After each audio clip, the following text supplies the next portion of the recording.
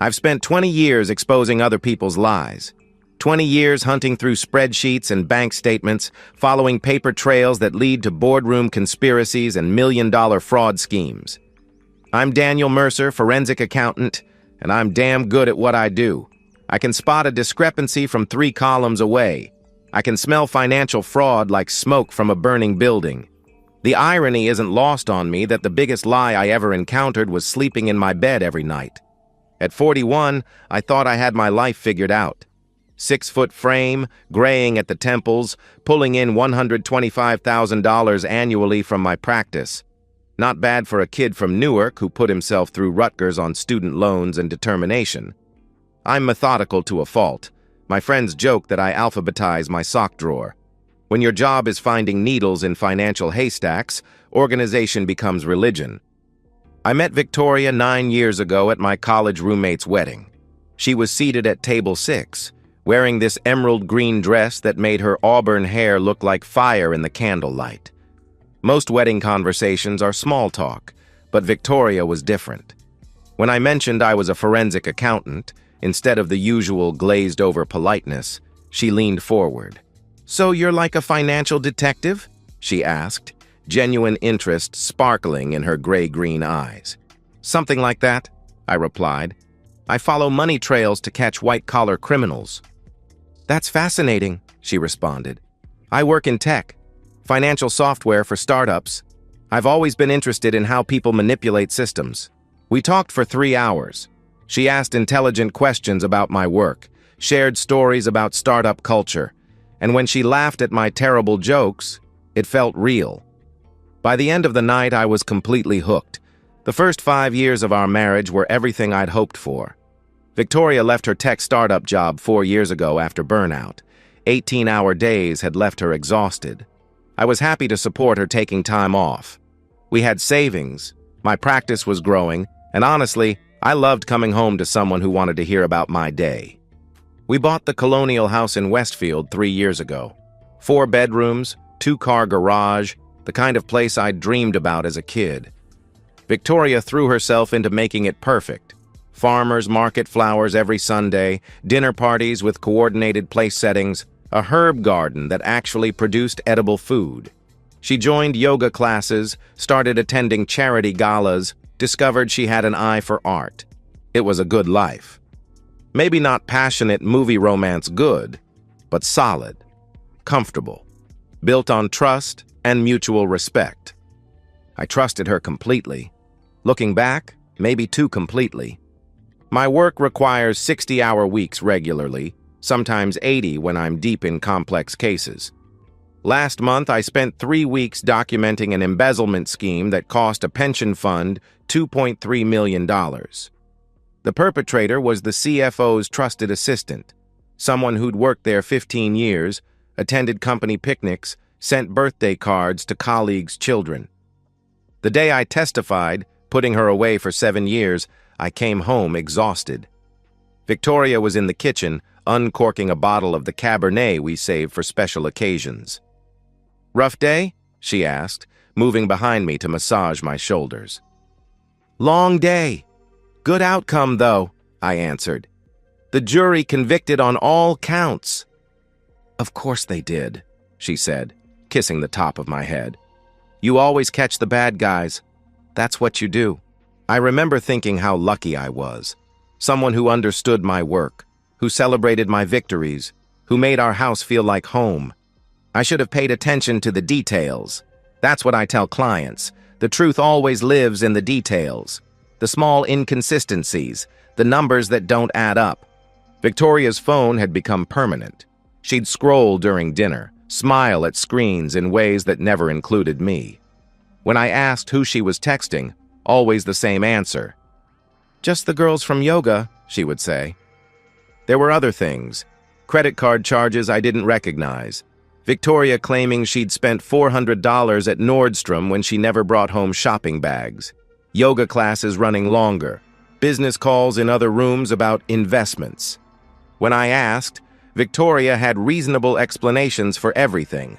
All perfectly logical. All completely believable. All, as I would discover, complete lies. I've learned that the truth always lives in the details, the small inconsistencies, the numbers that don't add up. I just never thought I'd need to apply that principle to my own wife. I should have. The call came at 1:15 p.m. Tuesday, just as I was reviewing deposition notes. "Mr. Mercer, this is Jennifer from Lee, Blake & Associates," the voice said. "I'm calling about the Hartwell deposition scheduled for this afternoon." I switched the phone to my other ear. "What about it?" I asked. "Mr. Blake's mother was just rushed to the hospital with a heart attack," she explained. "He needs to postpone until next week. I'm so sorry for the short notice." "Of course," I replied. "I hope she's okay. Can we reschedule for Thursday? I'll check his calendar and get back to you," she promised. After hanging up, I stared at my cleared calendar. 3 free hours on a Tuesday afternoon, a gift I hadn't received in months. I could tackle the Bennett case or catch up on paperwork. Instead, I found myself thinking about Victoria, about that Italian restaurant on Elm Street, about the last time we'd had a spontaneous afternoon together. 20 minutes later, I was driving through our tree-lined neighborhood with an actual smile. Maybe we could take a walk through the park. Maybe we could sit on the deck and talk like we used to. I pulled into our driveway at 1:45, noting Victoria's car in its usual spot. The house looked peaceful in afternoon sunlight. Freshly painted shutters, rose bushes she'd planted last spring finally blooming. Home. I unlocked the front door quietly, not wanting to startle her. The house felt still, that particular quality of midday silence when everything inside is suspended in calm. That's when I heard her voice. It was drifting down from the second floor, from the direction of what we called the office, the smallest bedroom Victoria had converted into her personal space. She'd claimed she used it for online art courses and yoga videos. Her voice had a tone I recognized, intimate, conspiratorial, excited. The way she used to sound when she'd call me with gossip or when she'd plan surprise weekend trips. Except I was standing in our foyer, and she clearly wasn't talking to me. "Derek, I'm serious," she said into the phone. "He has no idea." I froze at the bottom of the stairs. My forensic training kicked in automatically. Don't react, don't move, observe and record everything. 20 years of listening to executives confess to embezzlement had taught me the value of staying invisible when people reveal secrets. "I've been moving small amounts for months now," Victoria continued. "By the time he notices anything, we'll be long gone." The words hit me like physical blows. Moving money, small amounts, long gone. "The accounts are structured perfectly," she went on. "Everything's in my name but tied to his assets. When the final transfer's complete, he'll be on the hook for all of it." I pressed my back against the wall, heart hammering. Accounts, assets, transfers. This wasn't an affair. This was something worse. "Yes, baby. I know it's risky, but I've been so careful," she continued, her voice turning softer. "The shell company, the credit cards, the offshore accounts, it's all documented as his business dealings. Shell company, credit cards, offshore accounts, 20 years of investigating financial fraud, and my wife was describing textbook identity theft and money laundering, using my name, my assets. "I love you too," she said tenderly. "Just 8 more weeks. Then we disappear, and Daniel gets to explain everything to the IRS." She laughed. Actually laughed. "See you Thursday at the usual place," she concluded. I heard a kiss blown into the phone. I stood paralyzed for 30 seconds. My training screamed at me to keep listening, but my emotions were a hurricane of shock and rage. I backed out quietly, got in my car, and drove to a coffee shop 3 miles away. I ordered black coffee and sat down with my laptop. I didn't call a lawyer, didn't call a friend, didn't break down. Instead, I opened a new Excel file and titled it Investigation v. Mercer. I began listing everything I knew. Victoria had been moving money. Someone named Derek. Multiple accounts. A shell company. 8 weeks timeline. I saved the file, encrypted it, backed it up to 3 secure locations. Then I went home, kissed Victoria hello, and asked about her day. That was the last genuine conversation we ever had. Everything after was performance. Her playing the loving wife, me playing the fool, except I wasn't a fool anymore. I was a forensic accountant with a target. Over the next 14 days, I conducted the most important investigation of my career. I did it in fragments, an hour before Victoria woke up, lunch breaks at work, late nights claiming I was on complex cases. I accessed every financial account we shared, pulling transaction histories going back 12 months. The picture that emerged was devastating and brilliant in its viciousness. First, the credit cards. 3 opened in my name over 6 months, using my SSN and forged signatures. I found the applications. Victoria had somehow obtained my signature specimens from old tax returns and traced them perfectly. Total charges, $87,000. Luxury handbags, jewelry, cash advances, all categorized as business expenses or charitable contributions in our household tracking app. Second, the shell company, Ashford Consulting LLC, registered in Delaware 8 months ago, listing me as principal and sole owner. Victoria had been funneling money from our joint Vanguard account, $3,000 to $5,000 every 2 weeks, always below the $10,000 reporting threshold. Over 8 months, $240,000. The company had no actual business, no revenue, nothing. Just a vehicle for moving money. Third, the home equity line of credit. Opened 8 months ago, supposedly for home renovations we'd discussed. Victoria had set up automatic transfers to offshore accounts in the Cayman Islands. Another $150,000 moved in carefully structured amounts. Fourth, the tax fraud. Amended returns filed electronically claiming business losses for Ashford Consulting, reducing our tax burden by $35,000. But the IRS would eventually audit, and I, as the listed owner, would face penalties, interest, and potential criminal charges. I sat in my home office at 2 a.m., staring at the complete picture. Total theft, nearly $500,000. Total debt she'd saddled me with, $87,000. Potential legal exposure, criminal fraud charges that could end my career and put me in prison. I researched Derek Miller, found 3 aliases, fraud investigations in Nevada, Arizona, and Florida. Each time, Derek had convinced wealthy women to invest in opportunities that vanished. He'd never been prosecuted, always settled civilly and moved on. He's a professional con artist who spotted Victoria at a charity gala 8 months ago and saw the perfect mark. A bored housewife married to a man with substantial assets and high-profile career. But Victoria wasn't just a victim seduced by a con man. The scheme was too sophisticated, too deliberate. She'd studied my work, learned how to create the kind of financial trail that would implicate me. She'd planned to destroy me, professionally, financially, criminally. I realized the timeline. Victoria planned to complete final transfers and disappear with Derek just before credit card bills came due, before the IRS audit triggered, before I realized entire accounts had been drained. I would wake up one morning to find my wife gone, my money gone, and federal investigators at my door. The shaking started in my hands and spread through my whole body. Not fear, rage, pure, cold rage.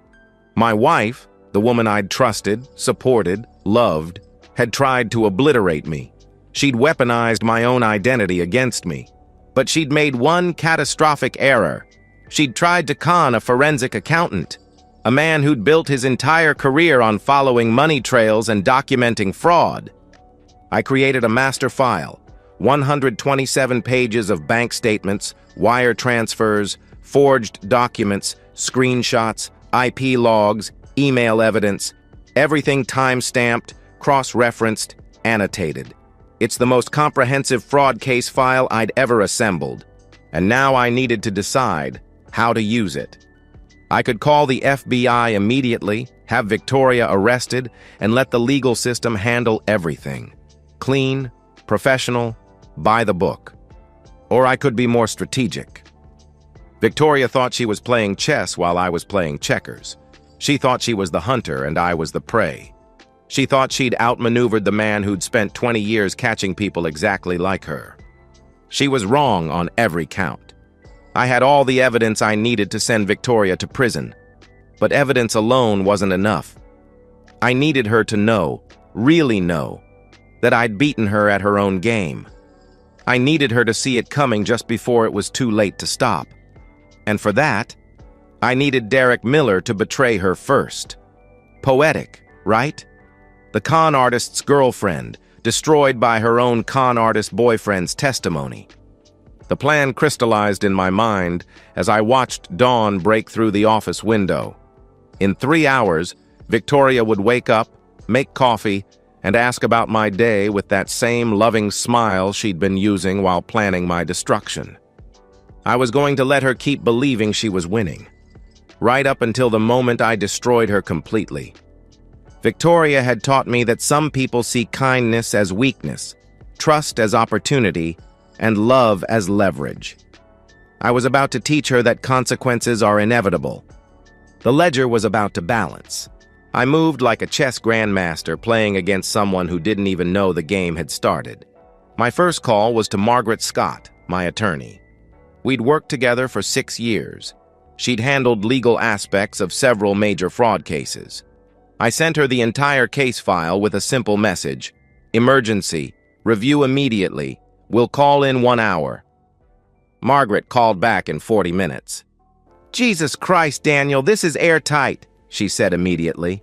"Wire fraud, identity theft, tax fraud, conspiracy. Victoria's looking at 10 to 15 years minimum if convicted." "I know," I replied. "I need divorce papers prepared immediately, and I need asset protection strategies." "Already working on it," she assured me. "Grounds of fraud and financial infidelity. I can have preliminary papers ready by tomorrow afternoon. How much money are we talking about in vulnerable accounts?" "About $320,000 in accounts she can access," I answered. "The rest is in retirement funds or business accounts she doesn't know about. We'll get an emergency court order to freeze the joint accounts," she said. "Once she's arrested, everything becomes evidence anyway." Next, Agent Sarah Green at FBI's Financial Crimes Division. Sarah and I had collaborated on 4 major cases over 3 years. She knew my work, trusted my analysis, understood exactly how thorough my investigations were. "Daniel, what's wrong? You sound like hell," she said when she answered. "I need to report multiple federal crimes, Sarah," I explained. "I'm sending you a case file right now." "Who's the target?" she asked. "My wife." Silence. Then, "Send me everything. I'll review it immediately." 20 minutes later, my phone rang. "Daniel, I've been doing this for 12 years, she said. "This is the most comprehensive financial fraud case file I've ever seen. How long did this take you?" 2 weeks, I answered. 2 weeks? She responded incredulously. "Most cases this complex take our team 6 months to develop. Your wife picked the wrong husband to steal from. Can you move on it?" I asked. "We can move immediately," she confirmed. "Federal warrants, asset seizure, the full package. When do you want us to execute?" 1 week, I replied. "I need time to protect myself legally and set up additional security measures." "What kind of additional security measures?" she inquired. "I'm going to flip Derek Miller first," I explained. "Daniel," she started. "Sarah, trust me," I interrupted. "Derek's the weak link. If I can get him to cooperate before Victoria even knows she's caught, the case becomes unbeatable." My boldest move, I contacted Derek directly. Using a burner phone purchased with cash, I called Derek's number from Victoria's phone records. When he answered, I disguised my voice slightly, deeper, more casual. "Derek Miller?" I said. "Yeah, who is this?" he responded suspiciously. "Someone who knows what you and Victoria are planning," I replied. "I don't know what you're talking about," he protested. "Ashford Consulting LLC, Cayman Islands accounts, $475,000 in stolen funds, the amended tax returns. Should I continue?" I listed methodically. Derek's breathing changed immediately. "Who the f*** is this?" he demanded. "Meet me tomorrow. 3 p.m. Riverside Park, East Bench near the fountain. Come alone," I instructed. I hung up before he could refuse. The next afternoon, I sat on that bench wearing a baseball cap and sunglasses. Derek arrived at 3:05, nervous energy radiating as he looked around the park. I removed my sunglasses when he was 10 feet away. "Derek Miller, meet Daniel Mercer, Victoria's husband," I announced. Derek went white, took a step backward, clearly considering running. I stopped him with 8 words. "FBI agents are watching us right now. Don't run." It was a bluff, but Derek had no way of knowing that. I handed him a manila folder containing copies of every piece of evidence. "I've already turned this over to the FBI," I explained calmly. "Wire fraud, identity theft, conspiracy to commit financial crimes. You're looking at 10 to 15 years in federal prison." Derek opened the folder with shaking hands, flipping through page after page of documented evidence. Bank statements, wire transfers, forged documents, photos of him with Victoria. "This is impossible. How did you—" he stammered. "I'm a forensic accountant, Derek," I interrupted. "Catching financial criminals is what I do for a living. You tried to frame me for crimes I investigate professionally." "What do you want?" he asked desperately. "I want Victoria to pay for what she's done," I stated. "You're going to help me make that happen." "Why would I do that?" he challenged. "Because if you cooperate with the FBI, tell them everything about how Victoria orchestrated this scheme, testify against her in court, the prosecution might go easy on you," I explained. "Maybe 5 to 7 years instead of 15. Derek looked up. "And if I don't?" he asked. "Then I'll make sure you get the maximum sentence," I replied coldly. "I'll testify personally about your history of financial fraud, about how you manipulated my wife, about how you tried to destroy an innocent man's life. Federal prosecutors love me, Derek.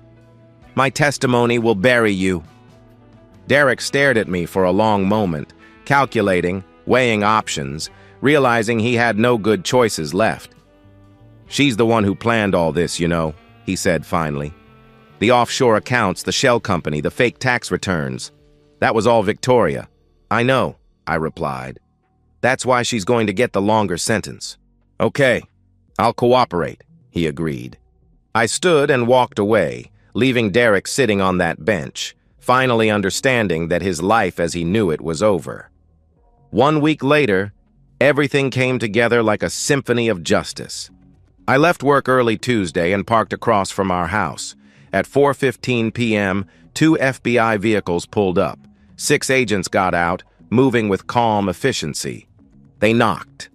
Victoria answered, smiling, probably expecting a delivery.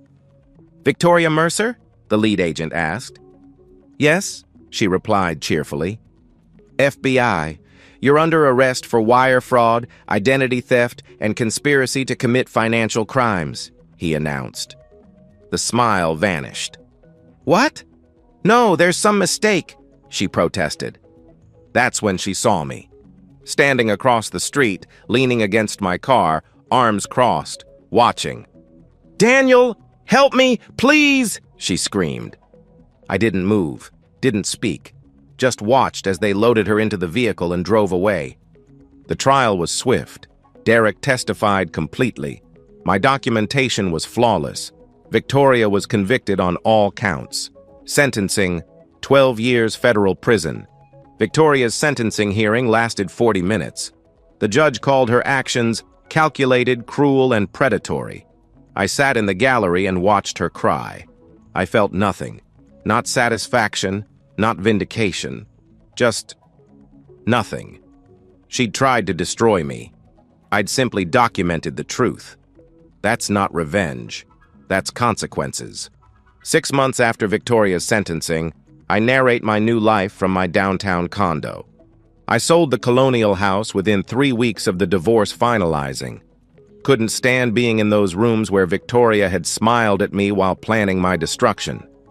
I bought a modern downtown condo with floor-to-ceiling windows and clean lines. No memories. Fresh start. My career is stronger than ever. Word spread quietly in professional circles about what happened. Not the details, but the broad strokes. Daniel's wife tried to frame him for fraud, and he outmaneuvered her so completely that she's serving 12 years. Clients started calling it the Mercer defense, the idea that you don't just protect yourself from fraud, you document so thoroughly that the perpetrator hangs themselves. My consulting fees increased by 40%. I still work 60-hour weeks, but now come home to silence instead of lies. I've started dating casually, nothing serious. I'm not ready to trust someone with my life again. Maybe I never will be. I'm okay with that. Victoria is in FCI Danbury, a federal prison in Connecticut. Derek is in Fort Dix in New Jersey. He got his 7-year deal for cooperation. They'll never see each other again. Sarah Green occasionally sends me updates, though I never ask for them.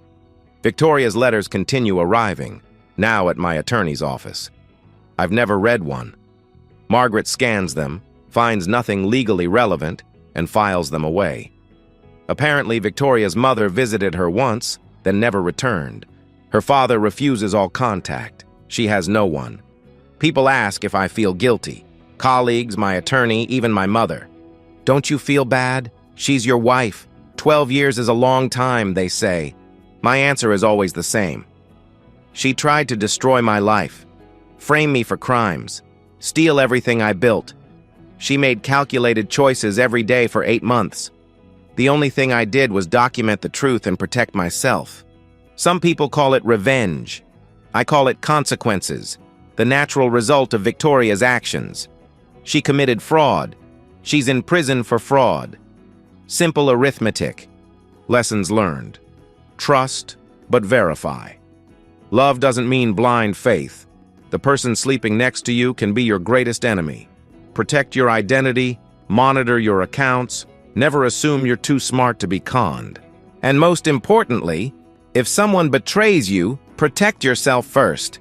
Be strategic. Be thorough. Make sure they can't hurt anyone else. I end my narration sitting in my condo, looking out at city lights. I'm 41 years old, divorced, and at peace. I don't think about Victoria. Don't wonder how she's doing. Don't consider forgiveness.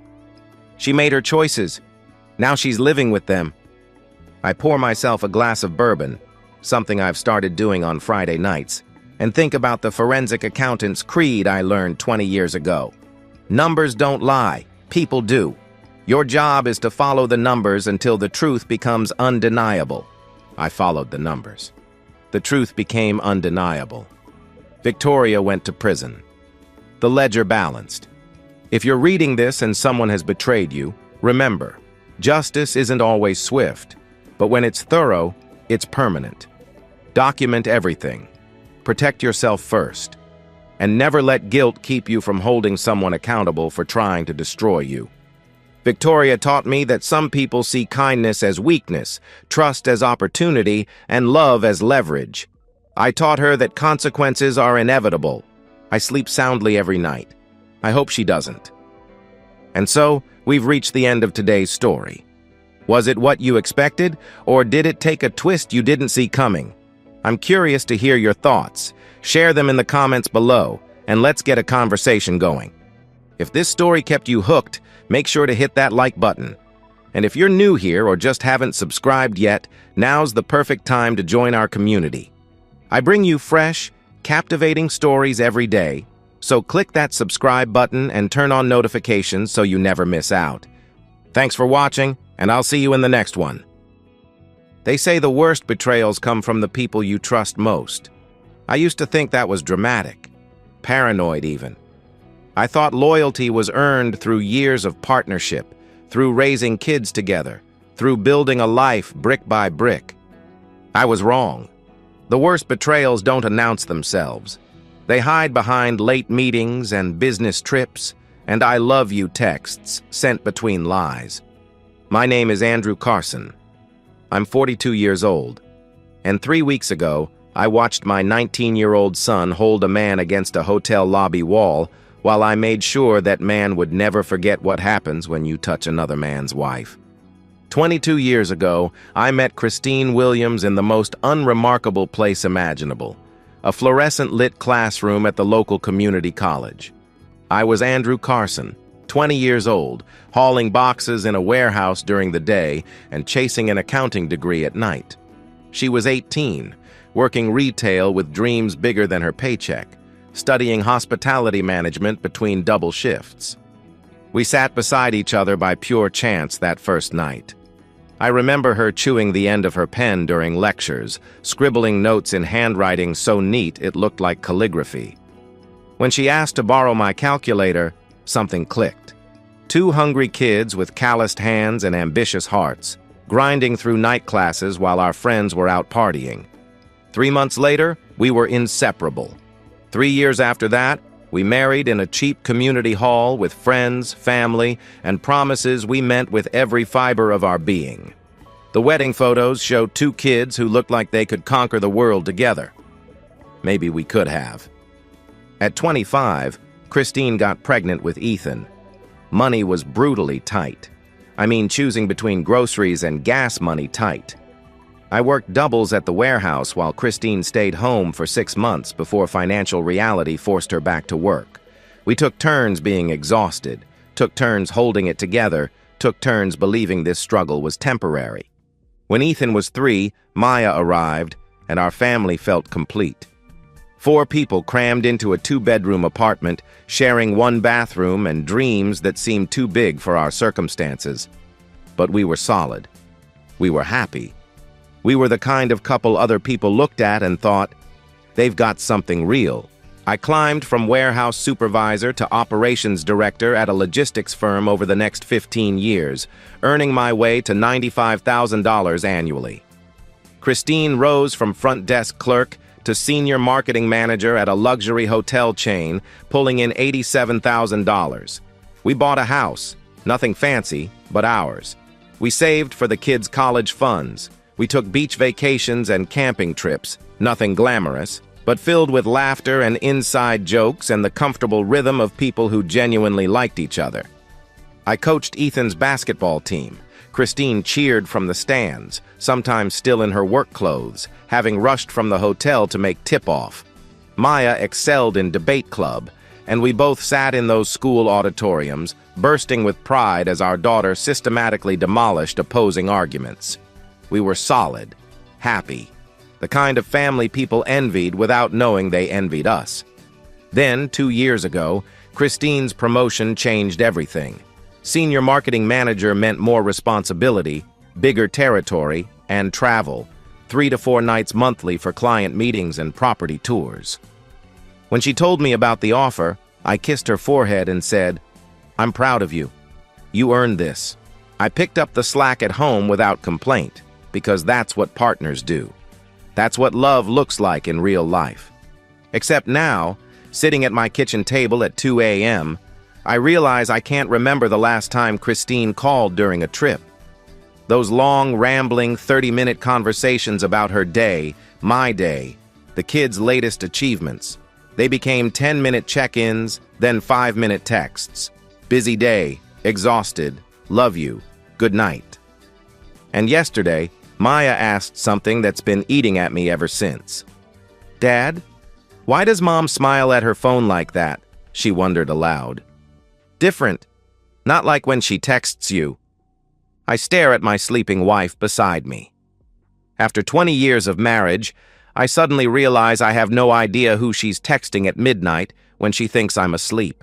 Over the following 3 weeks, I became a detective in my own marriage. I didn't want to be. Every observation felt like a betrayal of 20 years of trust. But I couldn't unsee what Maya had pointed out.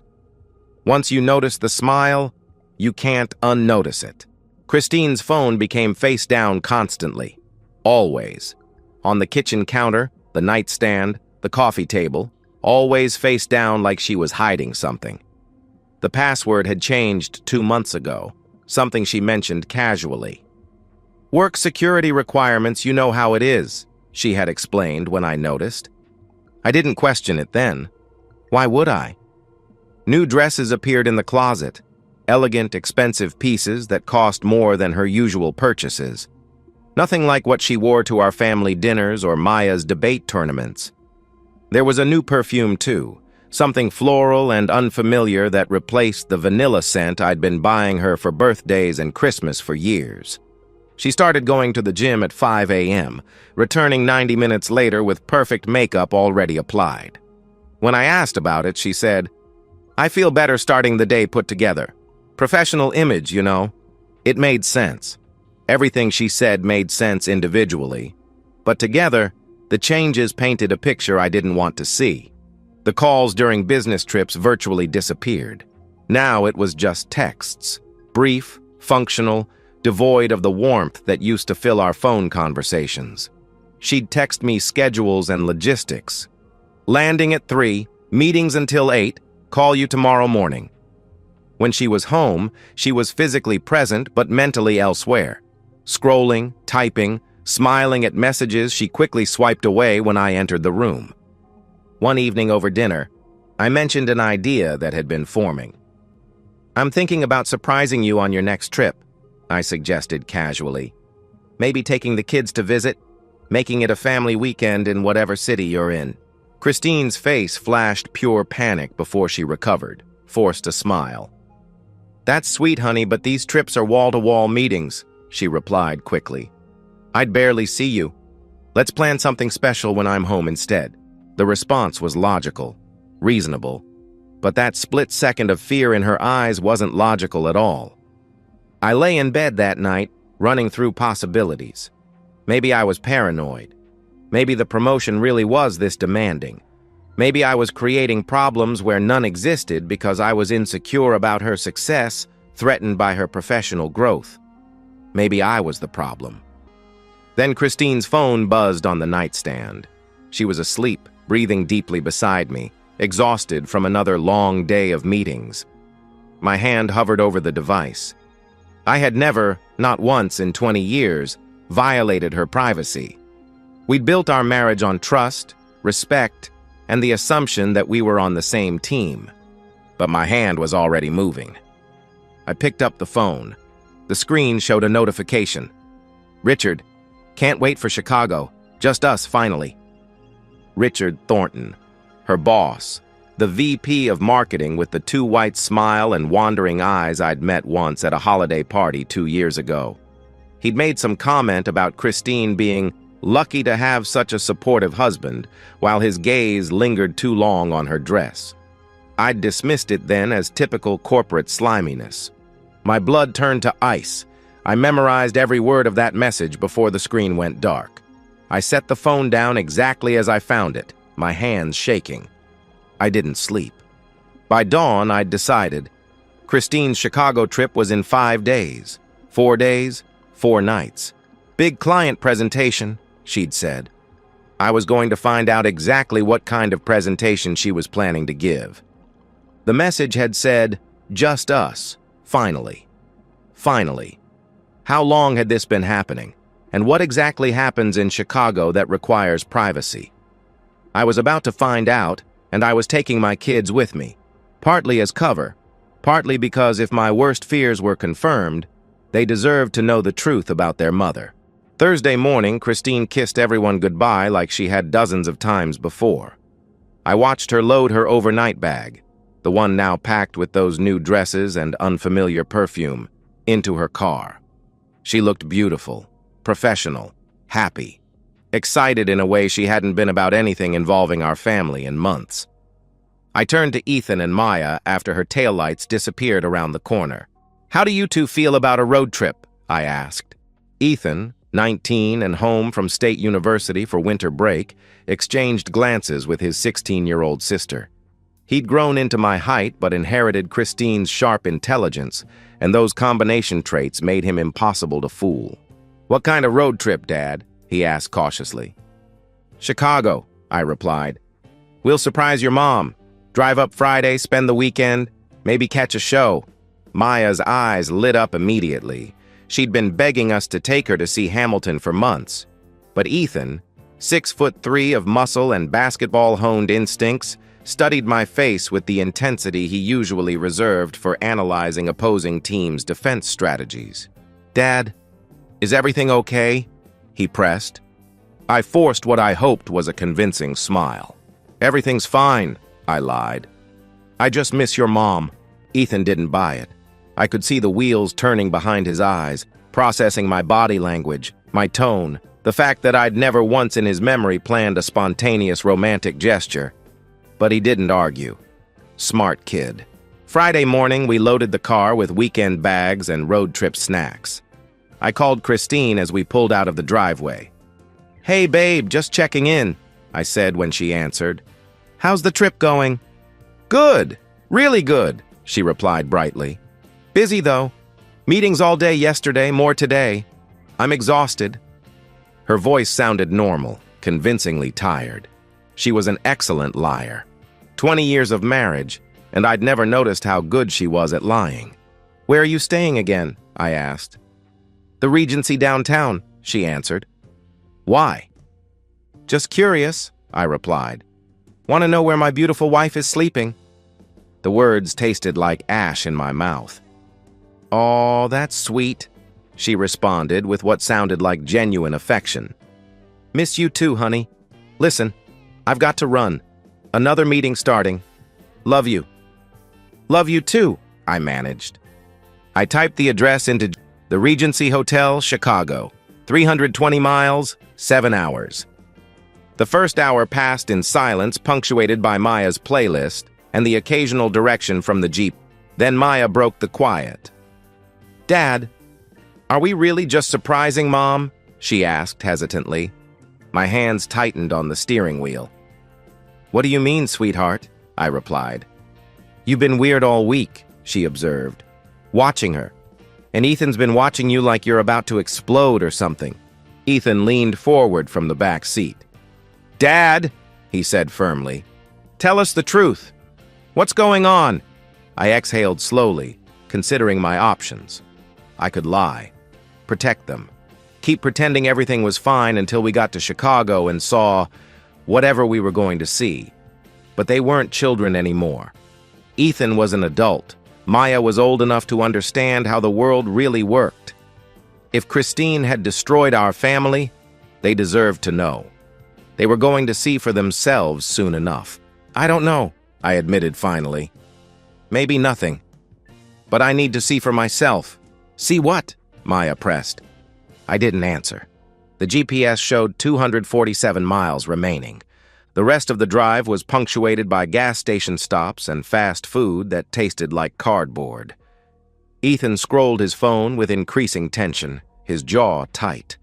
Maya stared out the window, occasionally asking questions I couldn't answer. My mind ran through scenarios.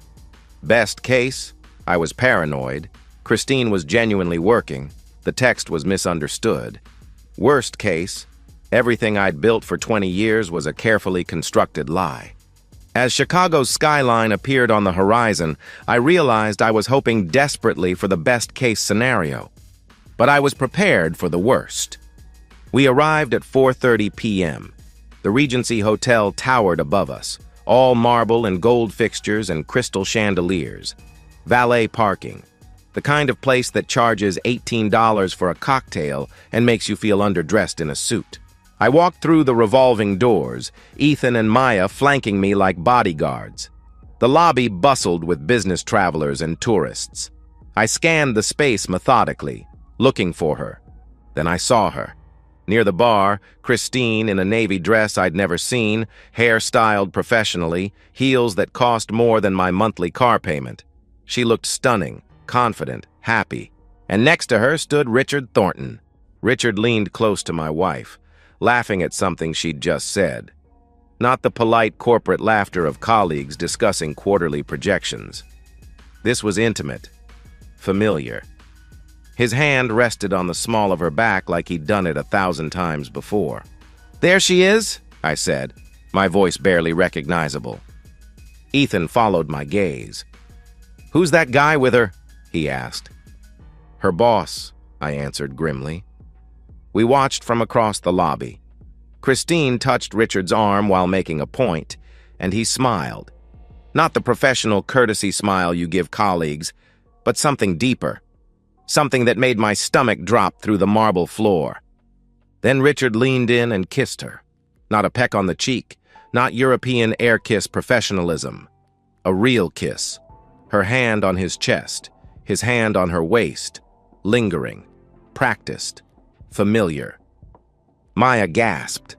"Oh my God," she whispered. Ethan's whole body went rigid. "Dad," he started. But I was already moving across the marble floor, my footsteps silent beneath the ambient hotel music and conversation. Christine hadn't seen me yet. She was still smiling up at Richard, still touching him, completely unaware that her entire world was about to explode. I grabbed Richard's shoulder and spun him around. "What the hell do you think you're doing?" I snarled. Richard's expensive cologne hit my nostrils, something woody and pretentious. His too-white smile faltered as he took in my face, my posture, the barely contained violence radiating from every muscle in my body. "Who the hell?" he began. My fist connected with his jaw. 20 years of loyalty, of picking up slack, of trusting, of believing in late meetings and client presentations channeled into that single punch. The crack of knuckles meeting bone echoed through the marble lobby like a gunshot. Richard staggered backward, blood immediately streaming from his mouth. Christine screamed, "Andrew?" But Ethan moved faster than his father. Basketball reflexes and 19 years of watching his dad treat his mom with absolute respect exploded into action. He grabbed Richard by his tailored lapels and slammed him against the marble wall, hard. Held him there with the strength of youth and rage while Richard struggled pathetically.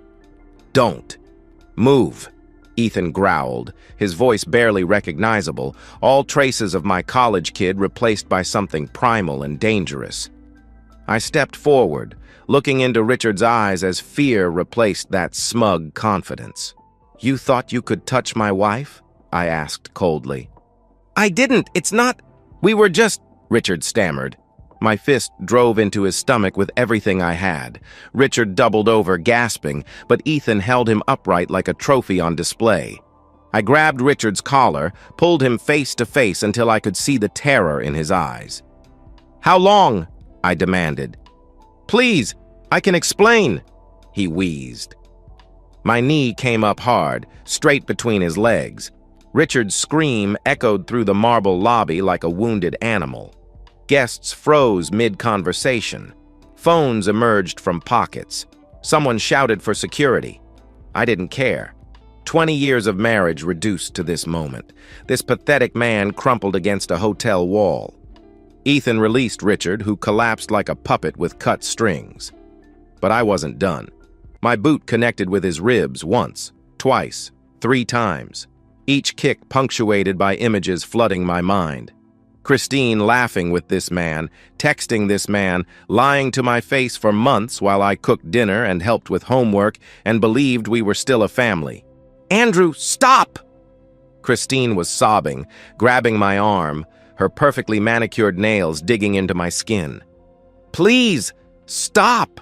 I shoved her off with enough force to send her stumbling backward in those new heels. Heels bought for this man, for these trips, for this life she'd been living behind my back. "Don't touch me," I spat. She caught herself against the bar, her perfectly applied makeup streaming down her face in black rivers. Hotel security rushed over. 3 men in blazers looking uncertain about confronting someone who'd just beaten a man half to death in their lobby. I held up my hands, stepping back from Richard's groaning form. "I'm done," I announced. Richard lay curled on the marble floor, bleeding from his mouth, whimpering from the groin injury that had reduced him from corporate executive to broken animal in 30 seconds. His expensive suit was scuffed with shoe prints and dust. A crowd had formed. 30, maybe 40 people with phones recording, whispering, staring. A woman covered her child's eyes. A businessman whispered something to his colleague about calling police. The bartender stood frozen with a drink shaker in his hand. I looked at all of them, then at Christine. Her eyes pleaded with me. Her hands reached out desperately. Her mouth formed words. "Andrew, please, I can explain. It's not what you think. It was a mistake," she babbled. "Don't," I said, my voice cutting through her pleading like glass. Don't lie to me anymore. It was a mistake. I never meant for this to happen. She continued desperately. You meant every second of it, I replied, my voice eerily calm now, cold as the marble beneath our feet. Every text, every trip, every time you kissed me goodbye and drove to him. You meant all of it. Andrew, she started again. We're done, I stated flatly. No, please, think about the kids, she begged. I glanced at Maya, who stood white-faced with tears streaming silently down her cheeks. At Ethan, whose fists were still clenched, trembling with adrenaline and betrayal. The kids just watched their mother destroy their family, I said coldly. You did that, not me. Security approached cautiously. Sir, we need you to leave the premises, one of them said. I nodded, looked down at Richard one final time, leaned close so only he could hear. If you ever come near my family again, I'll finish what I started. Do you understand me? I whispered. Richard nodded frantically, gasping. I straightened, looked at Christine one last time. 22 years of shared history, 2 children, a home, a life built on what I thought was mutual love and respect. All of it contaminated now, rotted from within by lies and hotel rooms and a broken man bleeding on marble floors. Don't call me, don't text me, don't come home, I said with finality. I turned to my children. Let's go, I said simply. I didn't sleep that night. At 6 a.m., my attorney Lisa Grant returned my emergency call from the hotel room. Andrew, I got your message, she said when I answered. Tell me everything. I did. The suspicions, the text message, the 7-hour drive, the hotel lobby, Richard's hands on my wife, the kiss, the violence, the witnesses, the videos that were probably already viral on social media. Jesus Christ, Lisa breathed. Okay, first question. Did you get arrested? No, I replied. Security just wanted us gone. We left immediately. Good, she responded. Second, you have witnesses to the infidelity? My children, I answered. And probably 50 strangers with cell phones. Even better, she said with satisfaction. Third, I assume you want full custody of Maya? Joint custody, I corrected. But I want the house, and I want Christine to understand that she destroyed this family, not me. Illinois is a no-fault divorce state, but infidelity still matters significantly for custody disputes and asset division, especially with witness testimony and video evidence, Lisa explained. I'll file papers today. You'll be served by Wednesday. Thank you, Lisa, I said. I hung up and stared at my children. Maya hadn't spoken since the hotel. Ethan kept clenching and unclenching his fists. We drove home in complete silence. 7 hours of processing what we'd witnessed, what it meant, what came next. At 7 a.m. the next morning, Christine appeared at our door. She must have driven through the night. Her eyes were red and swollen, her hair unwashed, still wearing that navy dress from the hotel. She looked destroyed. I didn't care. I opened the door 6 inches. What? I said flatly. Andrew, please, she pleaded. Let me explain. No, I replied curtly. It was a mistake, she insisted. I never meant to hurt you or the kids. It just happened. It just happened for how long? I asked coldly. Weeks? Months? Christine's silence was the answer I expected and dreaded. 8 months, she finally whispered. It started 8 months ago. 8 months, 2/3 of a year, hundreds of lies. Thousands of text messages, dozens of business trips.